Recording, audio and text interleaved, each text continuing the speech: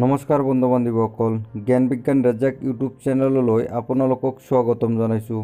বন্ধু বান্ধৱীসকল, আজি মই এইটো ভিডিঅ'ত আলোচনা কৰিম অসমত বাস কৰা কোন কোন জনগোষ্ঠীয়ে কি উৎসৱ পালন কৰে আৰু এই প্ৰশ্ন উত্তৰসমূহ সকলো ধৰণৰ কম্পিটিটিভ এক্সামৰ কাৰণে উপযোগী। আহক দেৰি নকৰি ভিডিঅ'টো আৰম্ভ কৰোঁ। ভিডিঅ'টো আৰম্ভ কৰাৰ আগতে যিসকল বন্ধু বান্ধৱীয়ে মোৰ চেনেলত নতুন, অনুগ্ৰহ কৰি চেনেলটো ছাবস্ক্ৰাইব কৰি ল'ব আৰু লগতে থকা বেল আইকনটো প্ৰেছ কৰা যাতে পাহৰি নাযায়।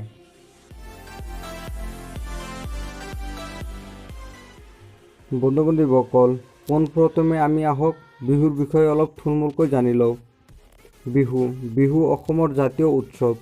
বিহু হৈছে জাতি বৰ্ণ নিৰ্বিশেষে সকলো লোকে একেলগে উদযাপন কৰিব পৰা এক উৎসৱ। বিহু মূলত কৃষিভিত্তিক উৎসৱ। অসমত পালন কৰা তিনি প্ৰকাৰ বিহু হ'ল বহাগ বিহু বা ৰঙালী বিহু, এপ্ৰিলৰ মাজভাগত অনুষ্ঠিত হয়, কাতি বিহু বা কঙালী বিহু আৰু মাঘ বিহু বা ভোগালী বিহু। এই বিহুৱে অসমীয়া জাতীয় জীৱনত সমন্বয় বাৰ্তাও বিলাই আহিছে। এতিয়া আহিছোঁ ১ নম্বৰ প্ৰশ্নটোলৈ। ১ নম্বৰত দিয়া আছে, মেডাম মেফি উৎসৱ কোন সম্প্ৰদায়ে পালন কৰে? ইয়াৰ শুদ্ধ উত্তৰটো হৈছে মেডাম মেফি উৎসৱ আহোম সম্প্ৰদায়ৰ লোকে পালন কৰে। মেডাম মেফি আহোম সম্প্ৰদায়ৰ আটাইতকৈ উল্লেখনীয় উৎসৱ হৈছে মেডাম মেফি, অৰ্থাৎ আহোম সম্প্ৰদায়ৰ সকলোৱে পালন কৰা পূৰ্বপুৰুষক পূজা কৰা উৎসৱ। এই উৎসৱ প্ৰতি বছৰে ৩১ জানুৱাৰী তাৰিখে পালন কৰা হয় আৰু এই উৎসৱতে সকলো আহোম মানুহৰ মাজত সামাজিকভাৱে যোগাযোগ হৈ একতাৰ ডালেৰে বান্ধোন খাই থাকে। এতিয়া আহিছোঁ ২ নম্বৰ প্ৰশ্নটোলৈ। ২ নম্বৰত দিয়া আছে, চামাংকান উৎসৱ কোন জনগোষ্ঠীয়ে পালন কৰে? ইয়াৰ শুদ্ধ উত্তৰটো হৈছে কাৰ্বিসকলে চামাংকান উৎসৱ পালন কৰে। চামাংকান হৈছে কাৰ্বিসকলৰ এক পৰম্পৰাগত উৎসৱ। ৩ নম্বৰত দিয়া আছে, ৱাংগালা উৎসৱ কোনসকল জনজাতিয়ে পালন কৰে? ইয়াৰ শুদ্ধ উত্তৰটো হৈছে ৱাংগালা উৎসৱ গাৰোসকলে পালন কৰে।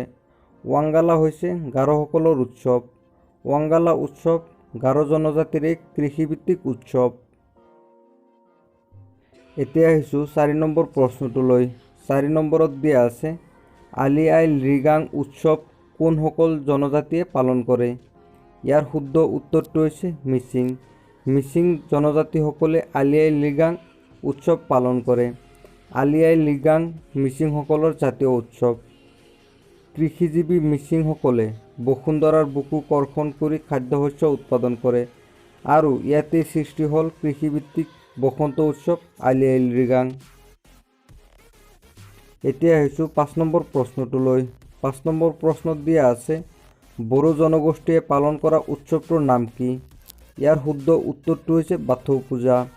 বাথৌ পূজা বড়োসকলৰ এক অন্যতম উৎসৱ। বড়ো জনগোষ্ঠীসকলৰ ধৰ্মীয় কৃত্যৰ অন্যতম অনুষ্ঠান। বাথৌ বড়ো জনগোষ্ঠীৰ ঘাই দেৱতা। সাধাৰণতে বছৰত দুবাৰকৈ এই পূজা অনুষ্ঠিত হয়। এতিয়া আহিছোঁ ৬ নম্বৰ প্ৰশ্নটোলৈ। ৬ নম্বৰ প্ৰশ্নত দিয়া আছে, ৰাভাসকলে পালন কৰা কৃষিভিত্তিক উৎসৱটোৰ নাম কি? ইয়াৰ শুদ্ধ উত্তৰটো হৈছে বাইখো উৎসৱ। বাইখো পূজা অসমৰ ৰাভাসকলৰ এক অন্যতম কৃষিভিত্তিক উৎসৱ। সাধাৰণতে ইংৰাজীৰ এপ্ৰিল মে' আৰু অসমীয়াৰ জেঠ মাহত ৰাভাসকলে শস্যৰ আশা আৰু বৰষুণৰ কামনাৰ লগতে তেওঁলোকৰ সুস্বাস্থ্য কামনা কৰি এই উৎসৱ পালন কৰে। ঠাইভেদে বাইখো ২ দিনৰ পৰা ৭ দিনলৈ অনুষ্ঠিত হয়। ৰাভাসকলে সমাজৰ অপায় অমংগল দূৰ কৰাৰ উদ্দেশ্যে উপাস্য দেৱতাক প্ৰাৰ্থনা জনায় আৰু বলি বিধান আগবঢ়ায়। ৭ নম্বৰত দিয়া আছে, দেউৰীসকলৰ বিষয়ে অলপ জানি লওঁ আহক। দেউৰী ইংৰাজী দেউৰী হ'ল বৃহৎ অসমীয়া জাতিৰ অন্তৰ্গত এটা জনগোষ্ঠী। এই জনগোষ্ঠীৰ লোকসকলক প্ৰধানকৈ অসম, অৰুণাচল প্ৰদেশ আৰু নাগালেণ্ডত পোৱা যায়। তেওঁলোকে প্ৰধানকৈ অসমীয়া ভাষা আৰু তিব্বতীয়া বাৰ্মা ভাষা ব্যৱহাৰ কৰে। প্ৰায় ২ লাখৰো অধিক দেউৰী জনগোষ্ঠীৰ লোক ব্ৰহ্মপুত্ৰ নদীৰ কাষৰ উপত্যকাত বসবাস কৰি আছে। এতিয়া আহিছোঁ 8 নম্বৰ প্ৰশ্নটোলৈ, অৰ্থাৎ আজিৰ দিনটোৰ শেষৰ প্ৰশ্ন। চাংকেন উৎসৱ কোনসকল জনজাতিয়ে পালন কৰে? ইয়াৰ শুদ্ধ উত্তৰটো হৈছে চাংকেন উৎসৱ খামতি জনজাতিৰ লোকসকলে পালন কৰে। উত্তৰ পূব ভাৰতৰ খামতি জনগোষ্ঠীয়ে পালন কৰা এক উৎসৱ হৈছে চাংকেন।